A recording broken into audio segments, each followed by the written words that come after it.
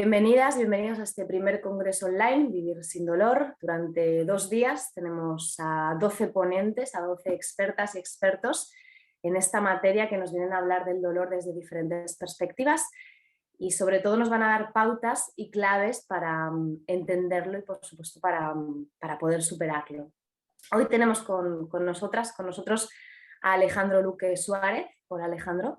Hola, ¿qué tal? Él es profesor titular de fisioterapia en la Universidad de Málaga, de hecho es director del Departamento de Fisioterapia de esa universidad, es investigador visitante en la Universidad de Sydney, en Australia, tiene 26 años de experiencia clínica, más de 50 cursos de posgrado impartidos en fisioterapia, es investigador también, tiene más de 50 publicaciones de impacto mundial en el dolor musculoesquelético y además ocupa el 7º lugar mundial entre más de 20.000 investigadores en este campo. Gracias Alejandro por estar aquí. Hoy vamos a hablar contigo de el miedo al movimiento en personas con dolor, ¿no? Ese es el título de tu ponencia. Nosotros sabemos que prácticamente el 80% de las consultas médicas se deben a causas de dolor y de esas un 30 más o menos nos hablan de dolor crónico. Y normalmente estos pacientes con dolor crónico son derivados a las unidades de fisioterapia para su tratamiento, ¿no? Que al final se enfoca bastante en disminuir esa sintomatología. Para empezar esta charla que queremos tener contigo, queríamos hablar un poco de ese cambio de paradigma, ¿no? Está habiendo un nuevo modelo de cuidados ante un paciente con este tipo de dolor tan persistente, ¿no? Y nos gustaría que para empezar nos hablaras de en qué se basa, qué novedades introduce este nuevo modelo. Muy bien, pues en primer lugar muchas gracias a la organización por tener a bien contar con mi persona y esperar que en este ratito podamos dar alguna información que sobre todo ayude a las personas que sufren dolor persistente, pues nada, que les ayude a mejorar su calidad de vida. Así que muchas gracias por la invitación. Muy bien, este nuevo modelo de atención a la persona que sufre dolor persistente. Aquí quiero empezar haciendo ya la primera puntualización. Dolor persistente hoy día es un sinónimo de dolor crónico. Las últimas consensos que estamos teniendo a nivel mundial es de intentar evitar la palabra crónico. La palabra crónico, queramos o no, lleva un condicionante o un componente negativo y estamos intentando hablar de dolor persistente, además con una intención, porque todo el lenguaje que estamos intentando instaurar los clínicos cuando atendemos a una persona es siempre utilizar un lenguaje realista, pero un lenguaje positivo, no cargado de connotaciones negativas que a veces, porque lo arrastramos culturalmente, no nos damos cuenta de los componentes o los condicionantes negativos que tiene la palabra de la persona que se dirige a un paciente con dolor persistente puede tener. Este nuevo cambio, este nuevo paradigma se basa en varios aspectos muy particulares. El primero es situar, y creo que no es nada novedoso lo que voy a contar, al paciente en el centro de los cuidados. Quiere decir que obviamente el profesional clínico va a exponer las posibilidades de tratamiento que tiene un paciente que sufre dolor persistente y va a negociar y va a hablar abiertamente con el paciente, informar al paciente de todo su proceso, pero vamos a colocar en el centro de la toma de decisiones a la persona.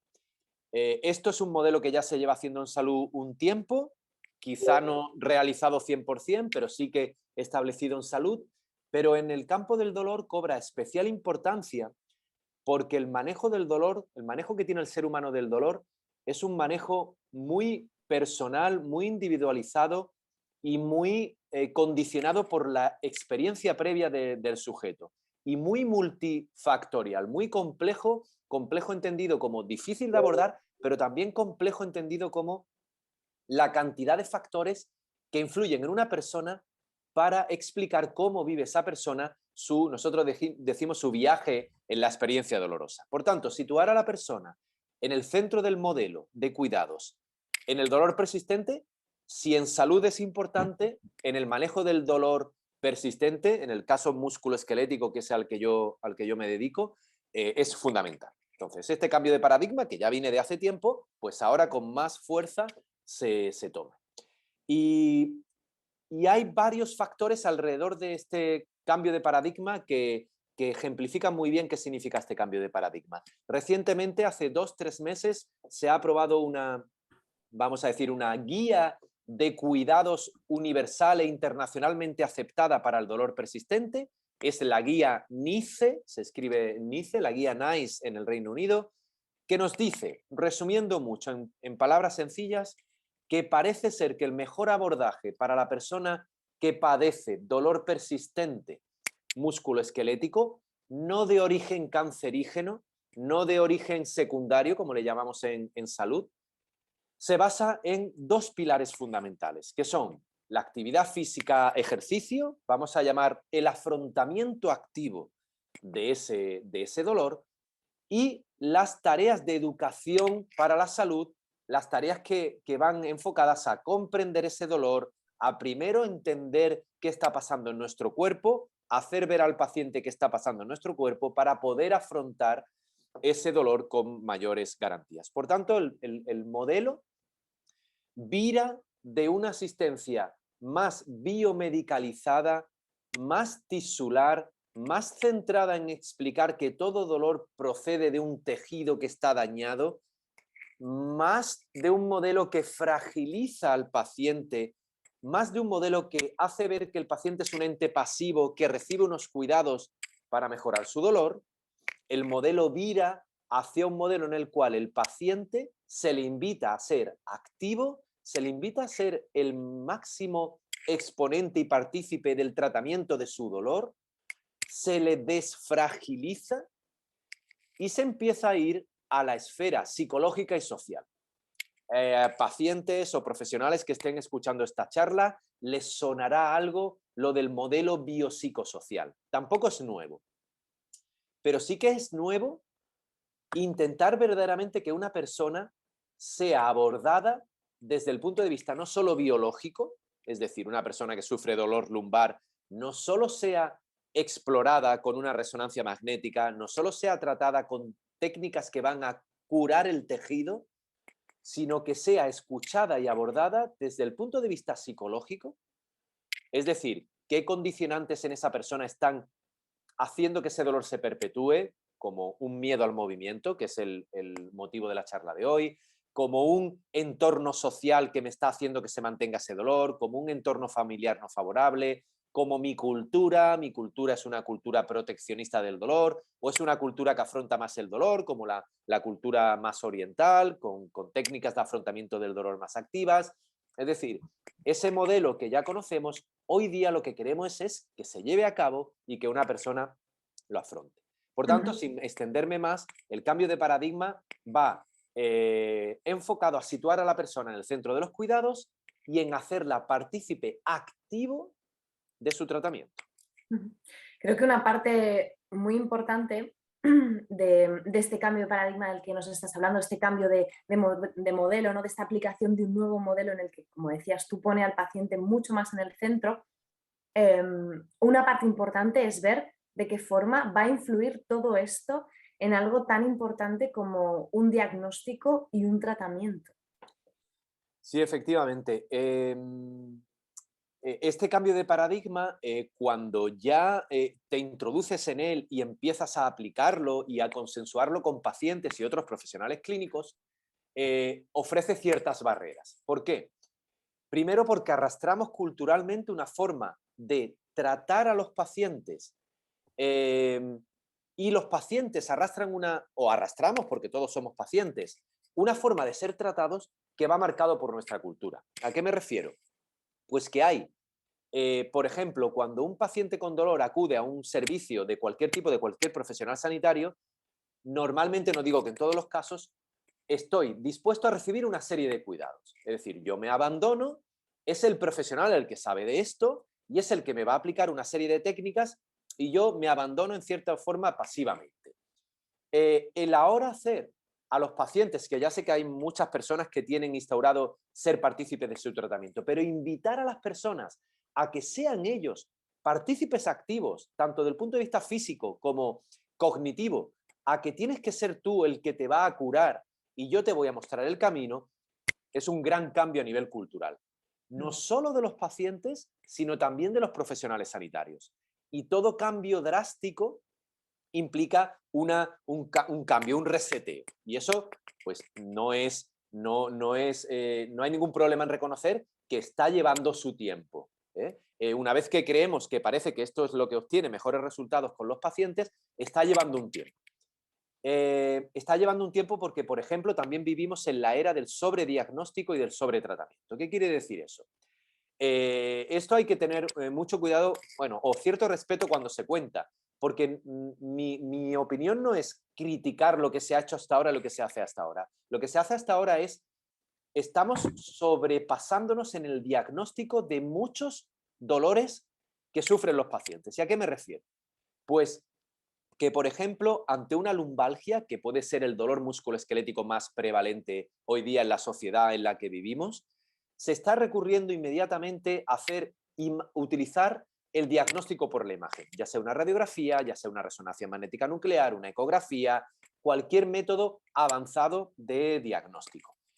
Y esto ha estado muy bien porque el ser humano ha desarrollado una serie de habilidades diagnósticas que nos han llevado a diagnosticar precozmente enfermedades muy gravosas, como puede ser un cáncer, etcétera. Con lo cual hay que estar muy contentos del avance tecnológico que ha habido a nivel de diagnóstico.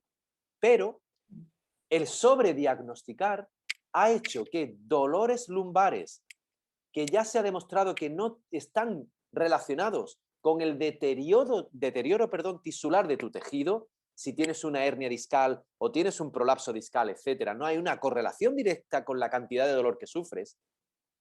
Ese sobrediagnóstico ha hecho que fragilicemos a los pacientes y los sobretratemos.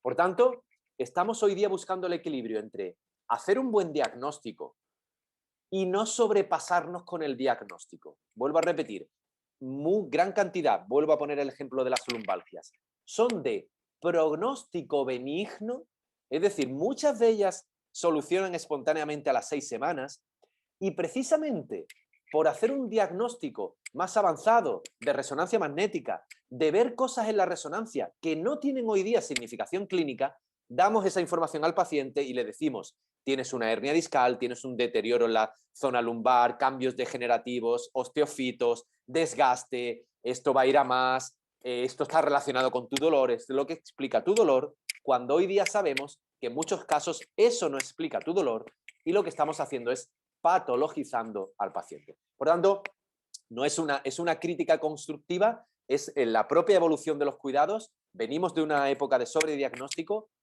Si tenemos claro que una persona que no tiene síntomas graves asociados a su lumbalgia, como son las ciatalgias, el dolor en la pierna, problemas urinarios, vesicales, etcétera, en la mayoría de los casos no merece la pena llevar a cabo un diagnóstico más profundo por la imagen, primero por niveles de costes económicos, y segundo, más importante, porque los resultados que obtengamos sin ser significativos en esa persona, que no van a marcar su tratamiento, pueden hacer que esa persona se preocupe más, tome más miedo a moverse, más miedo al dolor, etc. Claro, exactamente. Eso último que decías es una de las partes que creo a resaltar, ¿no? Y así introducimos el tema que nos ocupa en esta charla, que es la kinesiofobia, ese miedo al movimiento, ¿no? Esa fobia al movimiento. Claro, yo me pongo en la piel de una paciente que, como decías tú, al final, por todo ese proceso de diagnóstico, ha caído en ese estado que decías tú de patologización y veo bastante lógico que exista cierto miedo al movimiento cuando te han dicho que tienes algo que puede ser un poco grave, que de ahí te viene tu dolor, ¿no? ¿En qué se basa? ¿Cuáles son los fundamentos de esa kinesiofobia en personas con dolor? Muy bien. Bueno, pues ese miedo al movimiento, kinesiofobia, es un miedo infundado a moverse, infundado como son muchas de las fobias que tenemos el ser humano en general. Yo lo primero que quiero decir es que el miedo no lo voy a penalizar en mi charla, es decir, el miedo es totalmente humano y es lo que nos hace sobrevivir, ¿de acuerdo? En cualquier aspecto de la vida, ¿de acuerdo? Yo detecto un miedo a la hora de acercarme a un fuego, porque si pongo la mano en el fuego me voy a quemar, y el miedo me protege de sobrevivir. Cuando ese miedo es irracional y ya no está justificado para la supervivencia humana, se convierte en una barrera al desarrollo normal del ser humano. ¿Qué ocurre con el miedo al movimiento? En personas que viven con dolor persistente, bien porque culturalmente hemos identificado que si me duele la zona lumbar, mejor estoy en casa sin moverme, me aplico calor, me tomo un fármaco analgésico, me pongo una órtesis y no me muevo, bien porque lo hemos aprendido culturalmente de nuestras familias, eso es el aprendizaje cultural que en el dolor se da muchísimo y es una de las cosas que a veces tenemos que hablar con los pacientes para reconstruir.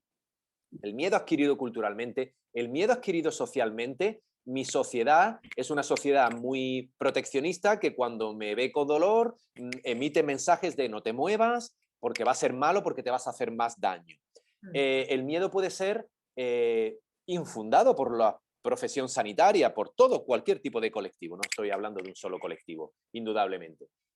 Y hoy día la investigación, la evidencia y la clínica diaria que vemos también nos habla que en la mayoría de los casos de personas con dolor persistente, el moverse no solo no agrava la sintomatología, sino que mejora el proceso per se. Por ejemplo, sin querernos ir a una parte muy investigadora de nuestra charla, pero creo que son mensajes que ayudan mucho a los pacientes. Recientemente se ha analizado personas que corren a menudo, que hacen running, que salen a correr, y se ha visto que personas que corren durante muchos años con una frecuencia de hacer muchos entrenamientos de carrera no tienen más desgaste de sus discos vertebrales a nivel lumbar que personas que son más sedentarias. Cuando hemos estado influenciados por comentarios como si sigues haciendo deporte, tus discos vertebrales, por ejemplo, se van a seguir dañando y vas a estar peor. O, por ejemplo, en la artrosis de rodilla se ha visto que es todo lo contrario. El ejercitar va a hacer que tu progresión de la artrosis no vaya más, entre otras cosas porque la artrosis a nivel de rodilla no está tan ligada a tu cartílago. El cuerpo humano es muy resistente a los estímulos. Está preparado, las rodillas están preparadas para andar y para saltar y para subir y bajar escalones. Y hay otras causas hoy día que conocemos para la artrosis de rodilla, como por ejemplo los acúmulos de grasa a nivel corporal. La grasa es un precursor de la inflamación. ¿Y por qué las personas delgadas tienen artrosis en las manos? Incluso no se han dedicado nunca a hacer muchos ejercicios con las manos. ¿Y por qué tienen artrosis en las manos? Bueno, o personas delgadas, o mejor dicho, la mano no es una articulación de carga y sin embargo hay artrosis en las manos y no va tan ligada a la sobrecarga mecánica y sí más a la cantidad de grasa que hay en el cuerpo, ¿no? ¿Con esto qué quiero decir? Que toda esta información hace que tengamos un miedo infundado a movernos cuando vivimos en dolor persistente. Y como bien sabe toda la población, ¿qué es lo malo de ser sedentario? Pues que hay una gran cantidad de patologías, ya no solo relacionadas con el dolor, sino relacionadas con la salud cardiovascular, la salud respiratoria, la felicidad, el estado de ánimo, que en personas sedentarias se ven más agravadas y en personas que son más activas se ve que tienen una mucho mejor calidad de vida. Por tanto, estamos arrastrando, me duele el cuerpo, la espalda, el cuello, las rodillas, la cadera. No me muevo porque o alguien me ha influido para que no me mueva y me ha fragilizado, o mi cultura me ha fragilizado, o la sociedad me ha fragilizado y no me muevo, pero es que no me muevo, que era un problema de dolor, se ha convertido a un no me muevo y hay un problema de salud cardiovascular, de salud respiratoria, de salud mental, muy importante, de salud mental. Por tanto, la importancia de abordar la kinesiofobia es hoy día vital y no se aborda desde un solo punto, sino es multifactorial. Hay que escuchar a la persona y saber por qué nos está moviendo o qué miedos tiene o qué factores cognitivos, qué pensamientos tiene para hacer que nos esté moviendo. Una vez que lo sabemos, intervenimos y ayudamos a esa persona a salir de esa situación. Creo que el mensaje está quedando como muy claro, ¿no? Que contra lo que podíamos pensar muchas veces, el sedentarismo ni cura el dolor y de hecho tiene muchos efectos malos, perjudiciales para el conjunto de nuestro cuerpo y, como decías, Alejandro, incluso para nuestra salud, ¿no? O sea, para nuestra salud a nivel mental también, ¿no? Hablabas incluso de la felicidad y de la generación de todas estas hormonas que nos producen hacer un ejercicio y que nos aportan una sensación de bienestar, ¿no? Las has nombrado un poquito, las has introducido, pero no sé si te apetece ampliar un poquito qué estrategias terapéuticas se van utilizando para revertir esta situación, para pelear contra esta kinesiofobia. Muy bien, pues con algunos mensajes esos, sencillos de entender.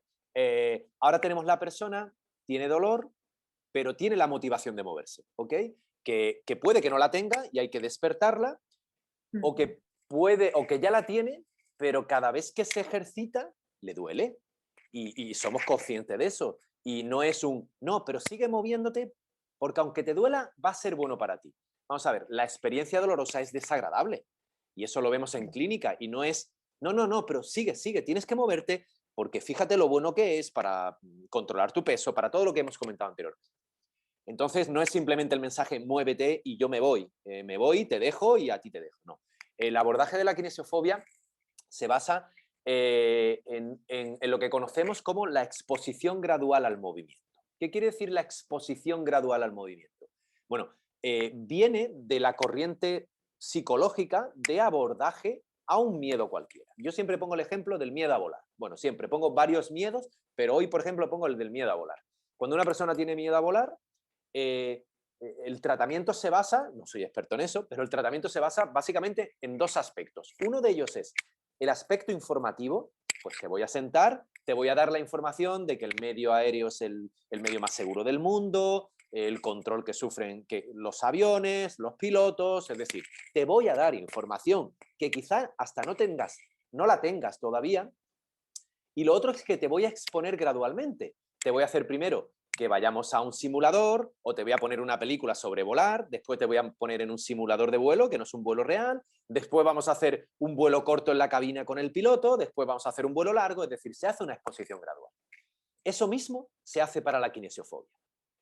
Los dos pilares fundamentales serían, primero, el educativo, que voy a hablar contigo y voy a intentar transmitirte información para que si tienes algún pensamiento erróneo, como hemos comentado al principio de la charla sobre tu dolor, lo deconstruyamos y lo volvamos a construir juntos con una tarea de cambio de cogniciones, de cambio conductual, de cambio de pensamiento, mejor dicho, y paralelamente te voy a exponer gradualmente. Sí, ¿y eso cómo se hace brevemente? Pues me vas a identificar qué es lo que te da miedo. Por ejemplo, en tu dolor de rodillas te aterra ponerte en cuclillas.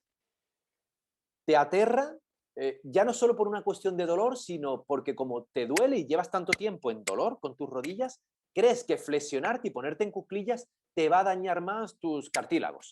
¿Bien? Pues aparte de informarte, ¿qué vamos a hacer? Gradualmente, yo el primer día en consulta no te voy a invitar a que te pongas en cuclillas. El primer día voy a establecer actividades que te generan menos miedo, como puede ser, por ejemplo, hacer una extensión de la rodilla sin peso, sentado en una camilla o en un banco de ejercicio, que es el mismo movimiento de flexión y extensión, pero está siendo en otro contexto, en un contexto donde no es el contexto que a ti te duele, no es la posición, no es el gesto, pero sin embargo estás moviendo la rodilla en el mismo ángulo de movimiento. Es decir, se te expone gradualmente menos carga, menos cantidad de movimiento, a una velocidad más lenta, en un contexto seguro que es con el terapeuta al lado tuya, que te está guiando, y conforme vas avanzando, la exposición va subiendo gradualmente y ahora te voy a ir exponiendo a más alta carga, a más alta velocidad, en un contexto más real. Por ejemplo, hay pacientes que no le aterra ponerse en cuclillas en la consulta del clínico, pero sí cuando están en casa, porque identifican la casa como la zona donde verdaderamente se reproduce ese miedo. Por tanto, vamos con un concepto que, entendido, parece muy lógico. Te voy exponiendo actividades de menos miedo para llegar a la actividad que más miedo te desencadena. ¿De acuerdo? Eso es, en palabras quizás, bueno, y no hay más, no es más complejo, la exposición gradual al movimiento, que junto, vuelvo a repetir, con las tareas educativas, Y no solo las tareas educativas, si algún profesional me está escuchando, algún clínico, no solo es dar la información al paciente, hay que dar la información y trabajar el cambio de pensamiento. Yo puedo dar la información, pero tú seguir con ese constructo a nivel mental. Hay que ir jugando con el paciente estrategias para ir haciendo que ese pensamiento se vaya asumiendo, ¿vale? Es lo que se llama reestructuración cognitiva. Vale. Y ahora, si te parece, para ir acercándonos al final de esta charla, podríamos aprovechar para echar una mirada al futuro, ver cuáles son los nuevos escenarios que vislumbramos, ¿no? Ahí a corto o medio plazo, y cuáles serían los retos en investigación en todo este tema que estamos hablando. Muy bien, pues hablando no solo de la kinesiofobia, sino hablando en general del manejo del dolor persistente, el reto es importante. ¿Por qué? Porque se habrá visto en este evento el dolor persistente musculoesquelético es a veces la primera, a veces la segunda causa de discapacidad en el mundo, compitiendo con la salud mental, con los desórdenes mentales. Es decir, es algo que genera mucha discapacidad. Por tanto, parece que simplemente a nivel de números es muy importante y por eso hay muchísimas personas estudiando y muchísimos clínicos intentando ayudar a pacientes a ver si conseguimos mejorar esta situación. ¿Cuáles son los retos? El dolor es multifactorial y es multicomplejo. Y aquí va a tener una importancia vital el Big Data o lo que se llama el manejo de muchos datos en las personas. El manejo de muchos datos a nivel de investigación porque no va a haber, y ya adelanto, creo que sabemos, no va a haber un factor o dos o tres factores que podamos decir que son los factores importantes para curar o para aliviar un dolor persistente. El dolor es multifactorial y lo que estamos hoy día es intentando diseñar algoritmos, vamos a decir, ecuaciones matemáticas que hagan que cuando una persona nos cuenta qué es su dolor, cómo ve su dolor, cómo lo está sufriendo, independientemente del diagnóstico médico, esa cantidad de información haya un algoritmo que le llamamos un sistema que sea capaz de predecir con la mayor precisión cuáles de esas cosas que me cuenta el paciente sean las importantes para ser atendidas. Ejemplo, si una persona me empieza a contar, y enlazando otra vez con la kinesiofobia, que tiene un dolor que es insoportable en su columna vertebral, en su cuello, en su zona lumbar, y en su discurso continuamente me da o me menciona la palabra miedo, miedo y movimiento, lo que hoy día estamos trabajando son en algoritmos de toma de decisiones basados en grandes datos en esa persona para saber que el profesional clínico se va a centrar con el paciente, sobre todo en ese miedo al movimiento, porque parece que es lo que está gobernando la situación de dolor de ese paciente. Por tanto, la investigación y la clínica hoy día van a individualizar la atención al paciente, en recoger verdaderamente aquello que a nivel de dolor es fundamental, que el paciente te cuenta qué es lo importante, te llevas muchas sorpresas, por ejemplo, continuamente, todos los días, vemos a personas con mucho dolor y cuando crees que lo más importante para esa persona es la intensidad del dolor, te cuenta que lo más importante para esa persona es el rechazo social porque los fines de semana no puede hacer las actividades sociales que hacía con su grupo y casi que no te habla de la intensidad del dolor y te habla del rechazo social o de un aspecto. Por tanto, si nosotros no vamos a su entorno social a corregir eso o a ayudar a corregir eso, es más importante eso que incluso la intensidad de dolor que está sufriendo. Entonces, los retos hoy día es la identificación. Antes que el tratamiento, en investigación hay muchos investigadores que se centran, creo humildemente, en tratar cosas, pero creo que todavía en dolor lo que tenemos que desarrollar es identificar primero qué es lo importante. Cuando sepamos qué es lo importante en una persona, el tratamiento va a ser mucho más directo. No podemos tratar a todo el mundo por igual. A mí no me va a venir tan bien la educación en el dolor, a mí me va a venir mejor la exposición al movimiento, porque es lo que me influye, pero a otra persona le va a venir simplemente bien hablar para reconceptualizar el error que tiene de pensamiento sobre su dolor. Es que cada persona va a necesitar una cosa, es lo que se conoce como medicina personalizada. En ese reto estamos hoy día. Y el otro gran reto, bueno, yo lo suelo hablar en otros foros en relación a la quinta revolución industrial, lo que se conoce como la revolución de la robótica.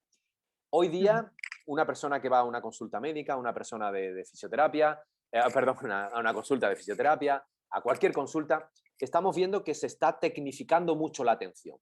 Y eso es muy bueno. Es muy bueno porque hoy día tenemos sistemas de diagnóstico muy precisos, técnicas de tratamiento avanzadas muy precisas, técnicas de intervención ante el dolor, neuromodulación del dolor, técnicas muy avanzadas. Parece que estamos llegando a un punto de tecnificación muy bueno y muy alto y se va a seguir avanzando. Pero parece que lo que hemos dejado atrás es la humanización del paciente. No digo que en todos los foros, pero estamos yendo a tecnificar mucho la atención y hemos perdido un poco la humanización de los cuidados. Y en la persona con dolor, en cualquier paciente es importante, pero la persona que vive en dolor es, si cabe, mucho más importante la humanización. ¿Con esto qué quiero decir? Que aunque una persona vaya a tratarse a la consulta más tecnificada, con elementos robóticos, con toma de decisiones basadas en la inteligencia artificial, la persona en dolor va a buscar a un humano que la escuche, que la trate, que empatice con ella, y eso no lo va a poder hacer todavía a día de hoy, y creo que no lo va a poder hacer a medio plazo, No, ningún robot. La empatía, la escucha, el ser capaz de ponerte en el lugar del otro, que son la empatía. Por tanto, la tecnificación la vamos a seguir utilizando, va a ser genial, la robotización de todo, pero paralelamente el ser humano va a buscar a otro humano y va a ser otro humano el que lo va a escuchar y el que le va a ayudar en todo su proceso de dolor.